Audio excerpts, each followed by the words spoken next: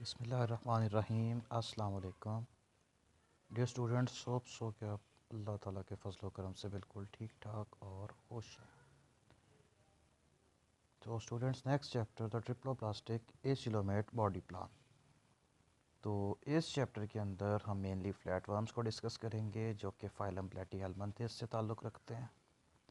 इसके साथ हम दो छोटे फाइलम जो कि फाइलम निमर्शिया और फाइलम गैस्ट्रोट्राइका उनको भी डिस्कस करेंगे। तो अल्लाह का नाम लेके इसको स्टार्ट करते हैं।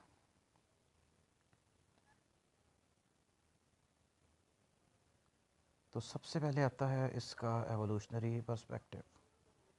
तो phylum platyhelminthes, phylum nemertea and phylum gastrotricha, ये सबसे पहले एनिमल थे जिनके अंदर बायलेटरल सिमेट्री आई। इनकी जो body organisation and level of complexity है ये नाइडेरिया से ज़्यादा है।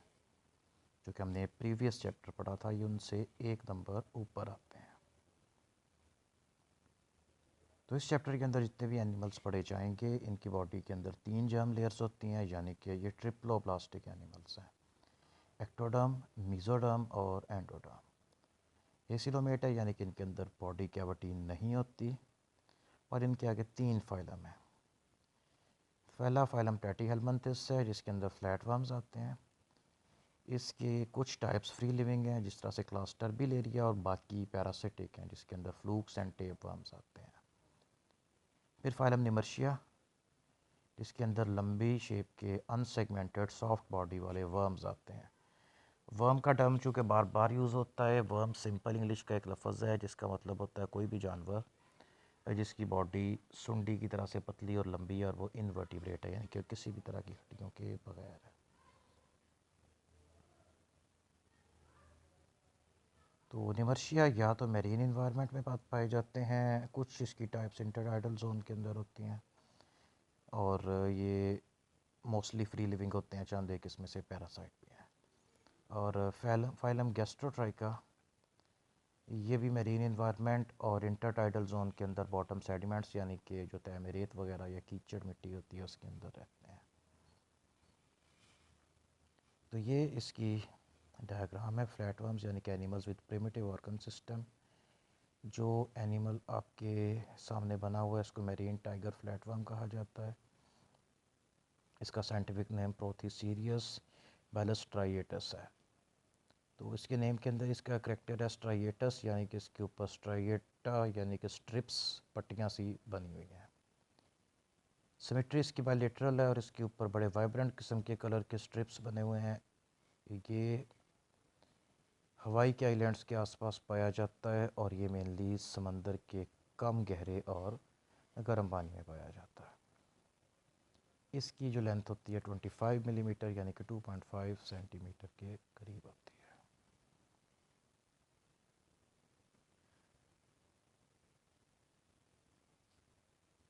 तो ये जो 3 फाइलम हमने डिस्कस करने हैं, बाकी फाइलम के साथ इसका क्या रिलेशनशिप है ये समवट कंट्रोवर्शियल है।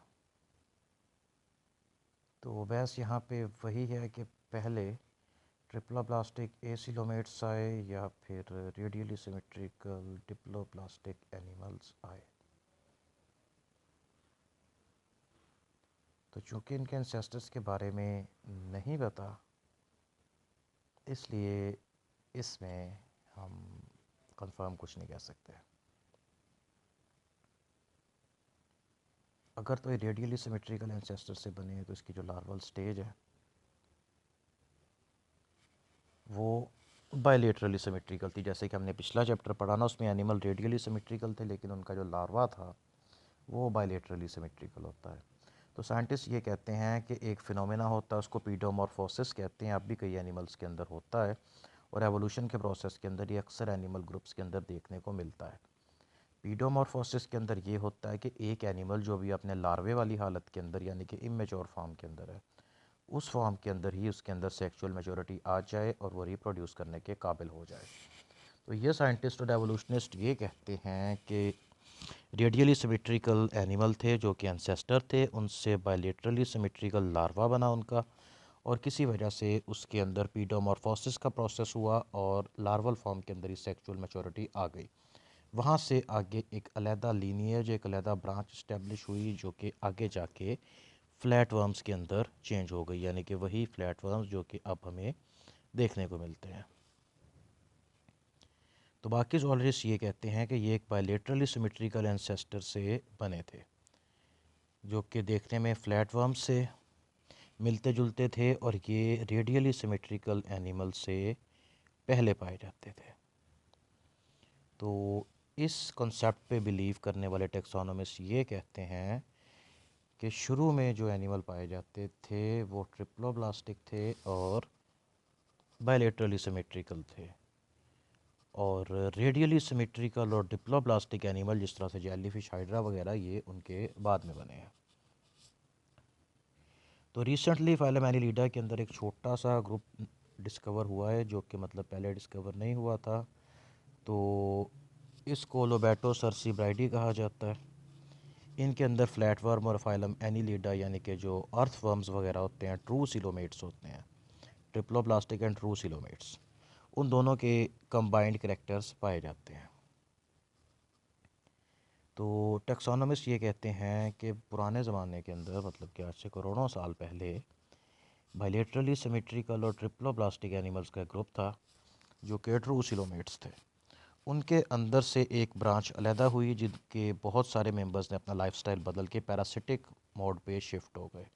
पैरासाइट होने की वजह से उनकी बॉडी के बहुत सारे ऑर्गन सिस्टम्स और body cavity Aahista Aahista reduce होते होते ख़त्म हो गई, और वो मॉडर्न फ्लैट वर्म्स के अंदर चेंज हो गए।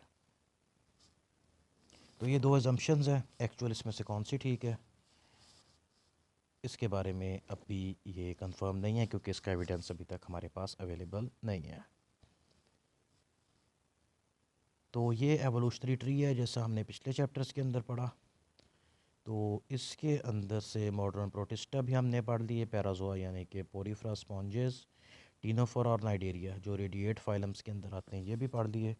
तो ये जो ऑरेंज कलर से बॉक्स बना हुआ है इसके अंदर एसिलोमेट फाइल आते हैं, प्लेटीहेल्मिन्थस, निमर्शिया और गैस्ट्रोट्राइका।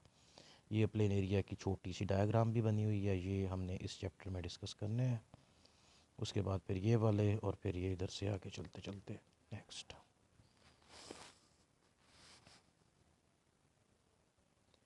तो phylum Platyhelminthes, Greek word plates का मतलब होता है फ्लैट और हेलमिन्स का मतलब होता है वर्म, यानी कि इसका लफ्ज़ी मतलब भी फ्लैट वर्म्स है। इसमें 20,000 से ज़्यादा स्पीशीज़ पाई जाती हैं और सबका कॉमन नेम फ्लैट वर्म है। एडल्ट का साइज़ 1 मिलीमीटर से लेके, कुछ स्पीशीज़ की मतलब छोटी 1 मिलीमीटर लंबी होती हैं और कुछ 25 मीटर यानी कि तकरीबन 85 से 90 फीट तक लंबी होती हैं। इसकी एग्जांपल टीनिया रिंकस सैजिनेटस है जिसको बीफ टेपवर्म कहा जाता है। इनके टिश्यूज़ मेनली मेसोडर्म से बनते हैं और एक लूज़ कनेक्टिव टिश्यू की फॉर्म में होते हैं जिसको पैरेन्काइमा कहा जाता है। तो बॉडी की आउटर और इनर मोस्ट लेयर के दरमियान में ये पैरेन्काइमा टिश्यू होता है। ग्रीक वर्ड पैरंक का मतलब होता है एनीथिंग पोर्ड इन बिसाइड, मतलब कि दो लेयर्स के दरमियान में कोई भी चीज़ ऑन डेली जाए लिक्विड जैसे, तो उसको पैरंक कहा जाता है। तो पैरेन्काइमा एक तरह से कुशन की तरह से एक्ट करता है, जिस तरह से किसी चीज़ को डिब्बे में डाल के उसके अंदर वो फॉर्म या पैकिंग मटेरियल रख के उसको पैक करते हैं। उसकी बॉडी वॉल से लेकर डाइजेस्टिव सिस्टम के दरमियान में जितने भी ऑर्गन्स होते हैं उनके इर्द गिर्द एक कुशन का काम करता है। ये एक बीफ टेपवर्म का लाइफ साइकिल है जो कि हम आगे पढ़ेंगे क्योंकि ये आगे दोबारा से आएगा। ये सिर्फ इसलिए यहाँ पे दिया गया है क्योंकि इसका भी जिक्र हुआ था लार्जेस्ट फ्लैटवर्म के नाम से। तो स्पीशीज़ के हिसाब से जो पैरेन्काइमा है ये डिफरेंट फंक्शंस परफॉर्म करता है। तो ये टिश्यू या तो स्केलेटल सपोर्ट प्रोवाइड करता है, मतलब कि एक तरह से एंडोस्केलेटन के तौर पे काम करता है, न्यूट्रिएंट्स को स्टोर करने का काम करता है, मूवमेंट के अंदर लोकोमोशन में हेल्प करता है। इसके अंदर रीजनरेटिव सेल्स जो कि एसेक्सुअल रिप्रोडक्शन के अंदर, बॉडी की रीजनरेशन के अंदर यूज़ होते हैं, वो भी इसके अंदर जमा होते हैं। मटेरियल्स को एक जगह से दूसरी जगह ट्रांसपोर्ट करने के लिए यानी कि सर्कुलेटरी सिस्टम का काम भी करता है। और दूसरे टिश्यूज़ के साथ जो इंट्रैक्शंस होते हैं, मतलब कि टिश्यूज़ आपस में मिलकर जो ऑर्गन्स और ऑर्गन सिस्टम बनते हैं, वो भी इसी से बनते हैं। इसके अलावा मॉडिफाइएबल टिश्यू है जिससे मॉर्फोजेनेसिस यानी कि इसकी शक्ल सूरत वगैरह, और अगर वो जो ट्रांसफर्सेशन होती है जिसमें एक एनिमल दो में डिवाइड हो जाता है उस प्रोसेस के अंदर यूज़ होता है। इसके अलावा ये ऑक्सीजन को स्टोर करने का काम भी करता है, और इसके कुछ ऐसे फंक्शंस हैं जिनके बारे में साइंटिस्ट ये बिलीव करते हैं कि वो अभी तक आइडेंटिफाई तो नहीं हुए, लेकिन फ्यूचर के अंदर पता चलेगा कि पैरेन्काइमा टिश्यू ये ऊपर लिखे गए फंक्शंस के अलावा भी नए फंक्शंस जो आइडेंटिफाई होंगे वो भी परफॉर्म करता है। तो फाइलम प्लेटीहेल्मिन्थस पहला ऐसा फाइलम है जिसके अंदर organ system level of organisation पाया जाता है। इससे पिछला जो था वो टिश्यू लेवल ऑफ ऑर्गेनाइजेशन था। तो नेक्स्ट आते हैं फाइलम प्लेटीहेल्मिन्थस के जनरल कैरेक्टरिस्टिक्स। तो इस फाइलम की 4 क्लासेस हैं। तो टर्बिलेरिया जिसके अंदर फ्री लिविंग प्लेटफॉर्म्स आते हैं जैसे कि प्लेनेरिया, फिर आता है मोनोजीनिया जिनको मोनोजेनेटिक फ्लूक्स कहते हैं, ट्रीमाटोडा और सेस्टोइडिया जिसके अंदर टेपवर्म्स वगैरह आते हैं। तो मोनोजीनिया, ट्रीमाटोडा और सेस्टोइडिया इनके अंदर पैरासिटिक स्पीशीज़ हैं, और टर्बिलेरिया के अंदर फ्री लिविंग स्पीशीज़ हैं। Total 4 classes. तो जनरल करैक्टरिस्टिक्स जो पूरे फाइलम के और इन 4 क्लासेस की जनरल करैक्टरिस्टिक्स हैं वो ये नीचे लिखी हुई हैं जिनको भी हम डिस्कस करेंगे। नोट फरमाइए कि इन चारों क्लासेस को जब इंडिविजुअली डिस्कस किया जाएगा तो इनके जनरल करैक्टरिस्टिक्स अपने अपने अलग-अलग होंगे। तो ओवरऑल पूरे फाइलम के करैक्टरिस्टिक्स की बात करें तो बॉडी इनकी डोर्सो वेंट्रली फ्लैटेंड यानी कि चिपटी पत्ते की शक्ल की होती है। पत्ता जो दरख्त का पत्ता लीफ होता है इस तरह से। बॉडी में 3 जर्म लेयर्स ट्रिप्लोब्लास्टिक होते हैं, विदाउट बॉडी कैविटी होते हैं, सिमेट्री इनकी बायलेटरल होती है। नंबर 2 अनसेगमेंटेड वर्म्स जो कि क्लास सेस्टोडिया के अंदर आते हैं। ये स्ट्रोबिलेटेड होते हैं, इनकी बॉडी एक ही मतलब कि पीस जिसको स्ट्रोबिला कहते हैं उसकी फॉर्म में होती है। बाकियों के अंदर हेड जिसको स्कोलेक्स कहते हैं, फिर इसकी नेक होती है, और फिर इसकी बॉडी सेगमेंटेड जिनको प्रोग्लोटिड्स कहा जाता है। गट यानी कि डाइजेस्टिव सिस्टम इसका इनकम्प्लीट होता है यानी कि उसके अंदर सिंगल ओपनिंग होती है। कुछ स्पीशीज़ हाउएवर एग्जिस्ट करती हैं जिसके डाइजेस्टिव सिस्टम के अंदर 2 ओपनिंग्स होती हैं, और सेस्टोइडिया यानी कि जो टेप वर्म्स होते हैं उनके अंदर डाइजेस्टिव सिस्टम या गट नहीं होता। होस्ट की बॉडी के अंदर रहते हैं और ऑलरेडी डाइजेस्ट की हुई फूड को एब्सॉर्ब कर लेते हैं। इनके अंदर सेफलाइजेशन यानी कि किसी हद तक एक हेड लाइक रीजन पाया जाता है। बॉडी के अगले सिरे यानी कि एंटीरियर एंड के अंदर सेरिब्रल गैंग्लियन पाया जाता है, यानी कि कलेक्शन ऑफ न्यूरॉन होता है जो कि इसके सिंपल या प्रिमिटिव ब्रेन का काम करता है। और लंबाई के रुख नर्व कॉर्ड्स होते हैं जो कि 2 या 4 होते हैं। एक्सक्रीशन एंड ऑस्मोरेगुलेशन के लिए इसके अंदर प्रोटोनेफ्रीडिया पाए जाते हैं जो कि नेफ्रीडिया या नेफ्रॉन की एक इब्तदाई या सिंपल फॉर्म होती है। रिप्रोडक्शन की बात करें तो ये हर्माफ्रोडाइटिक होते हैं यानी कि बाइसेक्सुअल।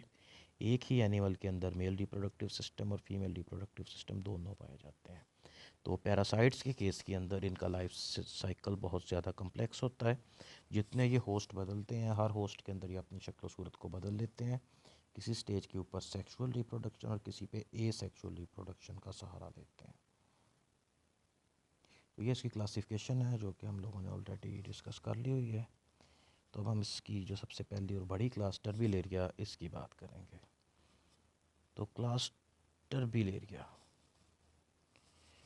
तो लैटिन वर्ड टर्बिलेरी का मतलब होता है कोमोशन और एरिया का मतलब होता है लाइक फ्री लिविंग और पानी की बॉटम में रहने वाले फ्लैटवर्म्स। इसके हाउ एवर कुछ मेंबर्स खुश्की में भी रहते हैं। तो पानी में फ्रेश वाटर में भी पाई जाने वाली स्पीशीज़ होती हैं। कुछ स्पीशीज़ इसकी सिर्फ मैरीन वाटर में पाई जाती हैं जहाँ पे पत्थरों पे, रेत पे या वेजिटेशन पे अपने सीलिया के साथ रींग रींग के चलते हैं। इनका नाम टर्बिलेरिया इसलिए रखा गया क्योंकि ये तह के साथ रहते हैं और जब ये एकदम से किसी जगह से मूव करते हैं इनके ऊपर जो सीलिया होते हैं वो बीट करते हैं और पानी के अंदर जो रेत मिट्टी वगैरह बैठी है वो मतलब कि वहाँ से डिस्टर्ब हो जाती है, तो पानी गतला यानी कि टर्बुलेंट हो जाता है। तो इनकी 3000 से ज़्यादा स्पीशीज़ हैं। टर्बिलेरिया प्रेडेटर होते हैं और कुछ इसमें से स्कैवेंजर यानी कि मुर्दाखोर होते हैं, डेड बॉडीज़ के ऊपर फीड करते हैं। इसकी चंद टाइप्स ऐसी भी हैं जो कि खुश्की पे पाई जाती हैं और रेन फॉरेस्ट वगैरह के अंदर या वैसे जंगलात के अंदर दरख्तों के ऊपर, ज़मीन पे जो लीफ लिटर यानी कि गिरे हुए पत्ते गले सड़े उनके ऊपर या दरख्तों के पत्तों के ऊपर रहती हैं, ग्रीन लीव्स के अंदर जो भी दरख्तों के ऊपर लगे होते हैं। तो मोस्टली टर्बिलेरिया जो होते हैं इनका साइज़ 1 सेंटीमीटर के करीब लंबा होता है, लेकिन इसकी जो खुश्की पे रहने वाली फार्म्स हैं जो कि ट्रॉपिकल रीजन यानी कि अफ्रीकन रीजन्स वगैरह के अंदर पाई जाती हैं, इनकी लंबाई 60 सेंटीमीटर यानी कि 2 फुट लंबे भी ये हो जाते हैं। तो कलरेशन मोस्टली टर्बिलेरिया के मेंबर ब्लैक, ब्राउन या ग्रे कलर यानी कि मिट्टी कलर के होते हैं, लेकिन जो खुश्की पे रहने वाली इसकी फार्म्स होती हैं ये ब्राइटली कलर्ड होती हैं, येलो, ऑरेंज, रेड और ब्लैक और ग्रे पट्टियों वाले होते हैं। मतलब इनके ऊपर बड़े स्ट्राइकिंग कलर पैटर्न्स बने होते हैं कि देखने में अच्छे खासे अट्रैक्टिव लगते हैं। इनकी पिक्चर्स आप लोगों के साथ शेयर की जाएंगी। नेक्स्ट है नाइजीरिया की बॉडी वॉल। तो बॉडी वॉल के डायग्राम के ऊपर आते हैं, हम यहाँ से इसको डिस्कस करते हैं। ये एक सॉरी टर्बिलेरिया नॉट नाइजीरिया। तो ये प्लेन एरिया की बॉडी को दरमियान से कट करके दिखाया गया है। तो बारी बारी इसके सभी